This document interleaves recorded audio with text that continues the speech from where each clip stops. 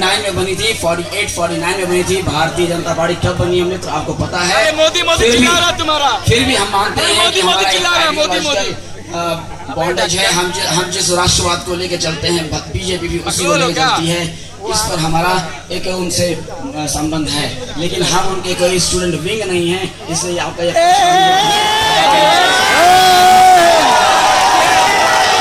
Now I call Ashutosh Kumar to ask the question.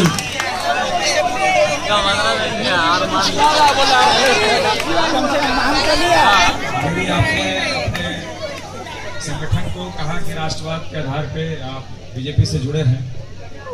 BJP के और गुजरात के मुख्यमंत्री रहते हुए नरेंद्र मोदी ने कर्मयोग 2007 में प्रकाशित हुई थी, कर्मयोग नाम की किताब, बायोग्राफी है। इसमें वे दलितों द्वारा मैला ढोने के बारे में लिखते हैं। मैं उसको पढ़ के आपको बताता हूँ। सही बात।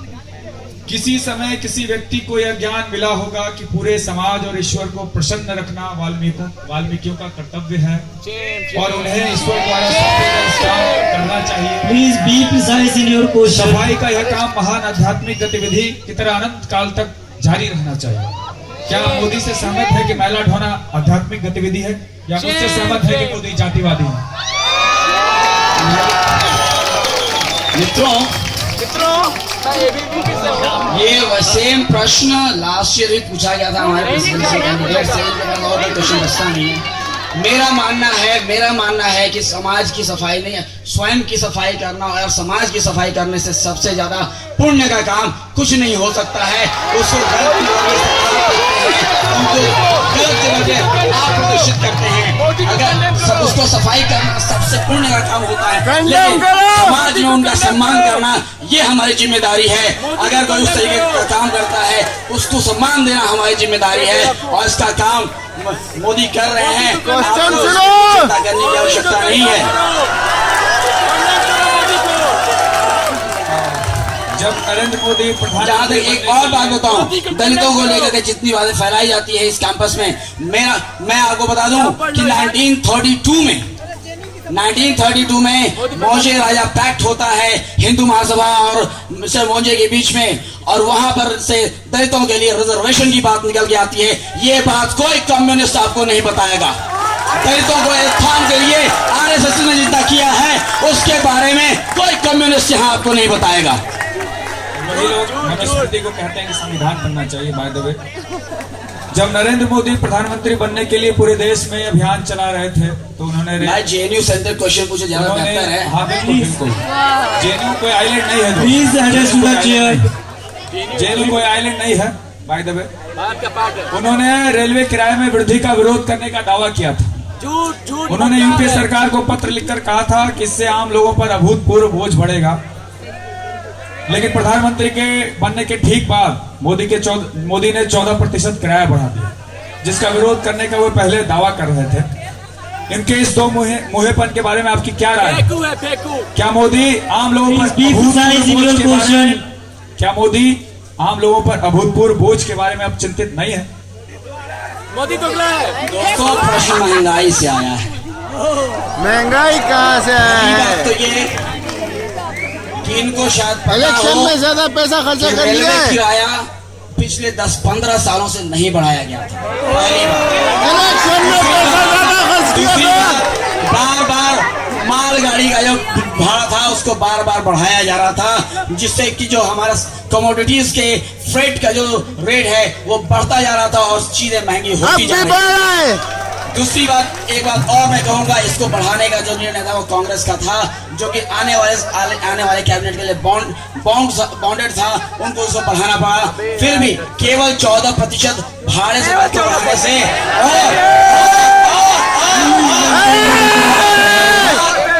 मालगाड़ी के भाड़े को कम करने से लोगों को फायदा पहुंच रहा है। 40 रुपए किलो आलू है, फायदा पहुंच रहा है। जो कि कमोडिटीज महंगी होती जा रही थी वो कम हुई है। उसका सबसे बड़ा उदाहरण है कि सालों साल से जो अपना महंगाई दर 10% से ऊपर चढ़ा हुआ था, अभी पिछले हफ्ते 5 से नीचे आ गया है। ये इस मोदी सरकार की बहुत आप लोगों पर कोशिश मत कीजिए। हम जो सफर करने वाले लोग हैं, मैं स्टूडेंट हूँ, मैं कभी एक साल में 2 बार या 1 बार घर जाता हूँ, मुझे कोई परेशानी नहीं है कि घर जाने के लिए मैं 50 रुपए एक्स्ट्रा दूं, लेकिन प्रतिदिन जो मैं सामान खरीद रहा हूँ उससे प्रतिदिन जो मैं महंगाई झेल रहा हूँ उससे बेहतर है कि सफर में जाऊँ, उसमें अच्छे सफर में जाऊँ, अच्छा खाना खाऊं, अच्छी सुविधाओं के साथ ट्रेन में जाऊँ। Now I call upon Prakash Kumar to ask question to the speaker.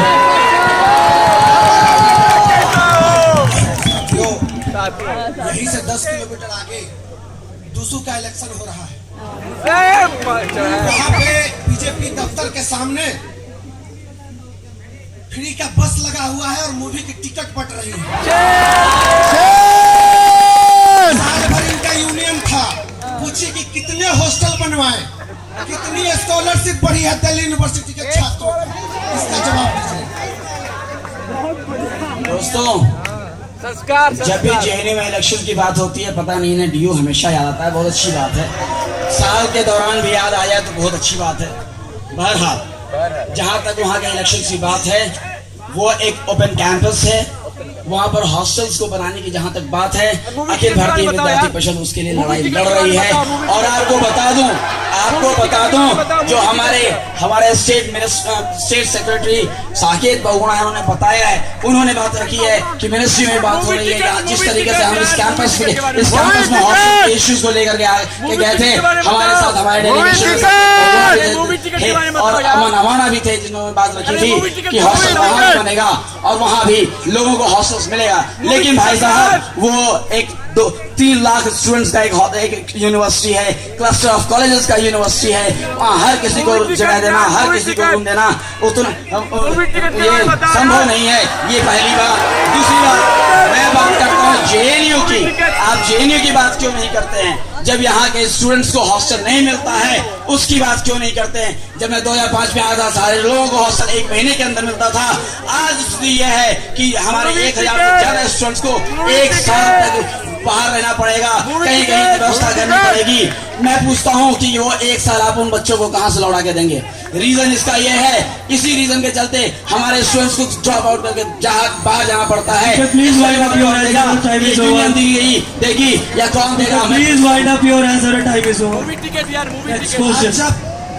आज जब एक आरएसएस के बहुत भारी बहुत दमदार नेता जब ये बोलते हैं, उनकी जो समझ है, उनकी जो आस्था है, आज भी मनुस्मृति में है, आज भी वन व्यवस्था में है।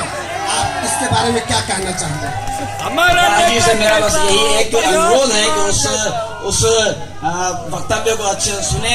उन्होंने ये नहीं कहा है कि मनुस्मृति का समर्थन करते हैं, उन्होंने कहा है कि अब कोई स्मृति नहीं है, कोई स्मृति को उन्होंने त्याग नहीं किया, यहाँ तक मनुस्मृति को विरोध किया है।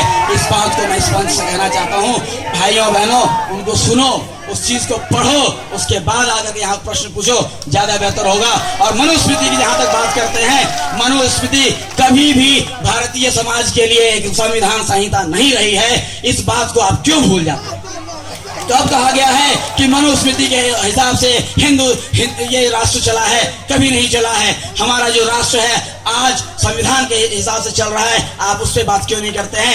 मनुस्मृति जिसका कोई भी वजूद किसी भी इतिहास में जिसका रेफरेंस नहीं मिलता है, आप बार बार उसी बिंदु को उठाने की बात करते हैं। क्यों करते हैं? इसलिए करते हैं कि आप लोगों के आस्था को ठोकर पहुंचाना चाहते हैं, उनके मन को सेट करना चाहते हैं और लोगों के वोट को कैटर करना चाहते हैं। आप इस स्ट्रक्चरल पॉलिटिक्स का हम विरोध करते हैं। जहाँ तक अखिल भारतीय विद्यार्थी परिषद की बात है, वो सबके साथ चलने की बात करता है, सबका हाथ सबका विकास की बात करता है। हम अंत्योदय की बात करते हैं। अंत्योदय यानी कि अंतिम बंदा जब तक नहीं उठा होता है तब की बात करते हैं। वो अंतिम बंदा कोई भी हो सकता है, चाहे वो गरीब हो, चाहे वो दलित हो, चाहे वो पिछड़ा हो, सबके उदय की बात करता है। अखिल भारतीय विद्यार्थी परिषद कभी किसी को समझेंगे। Please wind up your answer. Time is over. Now I call Chandrasekhar Yadav to ask question to the speaker. संगे आशुतोष जी की सेहत का बड़ा ख्याल रखना पड़ेगा, इसलिए मैं ऐसा ही कोई सवाल नहीं करूंगा जिससे इनके दिमाग पर जोर पड़े। अरे भाई है मैं इनसे सवाल पूछता हूँ, इन्होंने जॉइंट सेक्रेटरी के लिए ऐसे आदमी को टिकट दी जो यहाँ आतंकवादी गतिविधियों में शामिल है। क्या इन्हें टिकट को देने की जरूरत थी? अगर इन्हें कोई कैंडिडेट नहीं मिल रहा था तो क्या उन्हें जरूरत थी कि उसको टिकट देते और किसी को ढूंढ लेते यार? आतंकवादी गतिविधि मैं इनसे पूछना चाहूंगा कि किस रेफरेंस के हिसाब से ये कह रहे हैं कि हमारा जो जॉइंट सेक्रेटरी है वो आतंकवादी गतिविधियों में लिप्त है। पहली बात तो ये कि he is a student of MSc in physical sciences और उसके खिलाफ कोई इस तरह की कंप्लेंट नहीं है। और वो अच्छा एक बात और मैं बता दूं, हमारे पैनल के, मैं इस बात को नहीं बोलना चाहता लेकिन चूंकि यहाँ की पॉलिटिक्स ऐसी है कि आप हमेशा इन सब बातों पर ही जोर देते हैं। वो हमारे पैनल का एक दलित कैंडिडेट है जिस पर कि आप इस तरह के आरोप लगा रहे हैं। मुझे ये बात अच्छी नहीं लगती बोलते हुए, क्योंकि मैं इस तरह का विश्वास नहीं करता। वो भी हमारे एक भाई है, वो भी हमारे साथ कदम से कदम लगाने वाला एक साथी है और आप उस पर आतंकवादी होने का इल्जाम लगाते हैं। आपको शर्म आनी चाहिए। The chair condemned the word आतंकवादी, use a word for a candidate. मैंने आतंकवादी होने का आरोप नहीं लगाया। मैंने No bilateral argument, आतंकवादी गतिविधियों में शामिल होने का जो यार no counter argument. You are not नहीं allowed. हुआ, कभी नहीं हुआ इसका। I repeat, the chair condemned the word आतंकवादी, use word for a candidate. I repeat, the chair condemned the word आतंकवादी for a candidate. आपको पता है कि मोदी का इलेक्शन कैंपेन अदानी और अंबानी ने स्पॉन्सर किया था। नहीं पता है। ये जेएनयू में आपको कौन स्पॉन्सर कर रहे हैं वो दोस्तों, ये प्रश्न मुझे बहुत अच्छा लग रहा है कि हमसे पूछा जा रहा है। दोस्तों, ये बात बताते हुए मुझे गर्व महसूस होता है कि हम जो स्टूडेंट्स पॉलिटिक्स की बात करते हैं, अखिल भारतीय विद्यार्थी परिषद जिस पॉलिटिक्स की बात करता है वो बात करता है पढ़ाई करने की, ना कि केवल और केवल लड़ाई करने की। संस्कार हमारे स्टूडेंट्स, हमारे कार्यकर्ता जिन्होंने यहाँ पर पढ़ाई की है, जो अच्छे पोस्ट पे जॉब कर रहे हैं, जिनको कि इन्होंने नहीं देने दिया, जो अलग अलग स्टूडेंट्स को प्लेसमेंट नहीं लाने के चलते जो वंचित रह गए हैं, उनमें से कुछ बचे हुए लोग जो जॉब कर रहे हैं, जो यूपीएससी के थ्रू भारत सरकार की सेवा कर रहे हैं, वैसे लोगों ने ही हमें अपना दान दे करके, अपना चंदा दे करके, और हम लोगों ने अपना चंदा दे करके ये पूरा इलेक्शन लड़ा है। मैं इनसे पूछता हूँ, सीपीएम के स्टूडेंट्स से, कि इनको कौन स्पॉन्सर कर रहा है? मित्रों, इन ये बताएं कि इनको कौन स्पॉन्सर कर रहा है। और एक सवाल है आपसे article 377 which what is your view on Article 377? Okay, fine. दोस्तों, ये आर्टिकल 377 का जो हवा इन्होंने बना के रखा है, उसके बारे में मैं बता दूं कि अखिल भारतीय विद्यार्थी परिषद हमारे समाज में जितने भी इस तरीके के लोग हैं, ट्रांसजेंडर्स लोग हैं या होमोसेक्सुअल लोग हैं, उनके प्रति सहानुभूति रखता है। अरे बहुत टाइट। दूसरी बात, जिस इस लॉ की बात आप कर रहे हैं 377 आर्टिकल की, वो हमने नहीं बनाया है। पहली बात तो ये it was given in the constitution. ये विक्टोरियन रूल में ये लॉ आया था, जिसमें कि विक्टोरियन मोरालिटी को लेकर के ये लॉ बनाया गया था, उसमें जो होमोसेक्सुअलिटी थी उसको कंडेम किया गया था और यहाँ तक कि उसको क्रिमिनलाइज कर दिया गया था। हम इसका विरोध करते हैं। This thing is not criminal offence. मैं इस मंच से इसका विरोध करता हूं। जो हमारे साथियों के साथ बर्ताव किया जाता है, उनको समाज में अलग दृष्टि से देखा जाता है, इसका मैं कंडेम करता हूं। उनके साथ हमारी पूरी सॉलिडारिटी है। जहां तक रही बात उसको हटाने की, मेरा मानना है कि इस समाज में उसको लेकर के एक अच्छी बहस होनी चाहिए, जुड़नी चाहिए। ये बात जुड़नी चाहिए समाज में कि क्यों उनको अधिकार ना मिले। ये बात जुड़नी चाहिए कि क्यों उनके चलने पे लोग कमेंट करते हैं। ये बात जुड़नी चाहिए दोस्तों। इस पर बहस होनी चाहिए।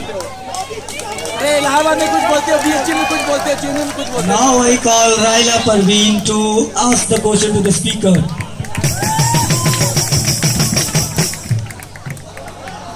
क्वेश्चन है, अरुण जेटली ने 16 दिसंबर के केस में कहा था ये घटना एक छोटी सी घटना है जिससे पर्यटन को करोड़ों का नुकसान हुआ है। 16 दिसंबर की घटना एक छोटी सी घटना है, क्या आप इसका कंडेम करेंगे यहाँ से? मित्रों, मैं आपसे पूछता हूँ, क्या 16 तारीख की जो घटना थी, क्या वो छोटी घटना थी? अगर वो छोटी घटना होती तो दिल्ली की सड़कों पे या देश की सड़कों पे लोग नहीं उतरे होते। और आपको बता दूं कि इस कैंपस में जिस तरह ये वामपंथी फैलाते हैं कि केवल वो जो मूवमेंट था केवल वामपंथियों का था। आपको बता दूं कि सबसे पहले इंडिया गेट पे विरोध करने वाला कोई ऑर्गेनाइजेशन था तो अखिल भारतीय विद्यार्थी परिषद। वो अखिल भारतीय विद्यार्थी परिषद ही था जिसने बार बार इस बात को इंश्योर करने की कोशिश की कि इन सब चीज रेप को लेकर के एक बहुत ही कड़ा से कड़ा कानून आए जो कि रेपिस्टों को इस तरह से ना छोड़ दे, उनको उन पर सख्ती की जाए। और फास्ट ट्रैक कोर्ट की मांग की गई थी ताकि ये जो केसेस हैं वो पेंडिंग ना रहें, जल्दी से जल्दी इनका निपटारा हो। और जो रेपिस्ट है, जो लोग रेप कर रहे हैं उनके साथ उनको जल्दी से जल्दी सजा मिले। एक मैसेज एक मैसेज लोगों के पास पहुंचे कि आज कानून जो है वो बहुत कड़ा हो चुका है, आपको बदलने की जरूरत है, आपको अपनी नीयत को बदलने की जरूरत है। लो अपना काम करेगी, आपको अपनी नीयत को बदलने की जरूरत है। दूसरा क्वेश्चन है, आरएसएस के गुरु गोवलकर ने कहा था कि इन अछूतों को अधिकार देना, इनको नहीं पता होगा, बिल्लियों को अधिकार देना, इस पे आपका क्या स्टैंड है?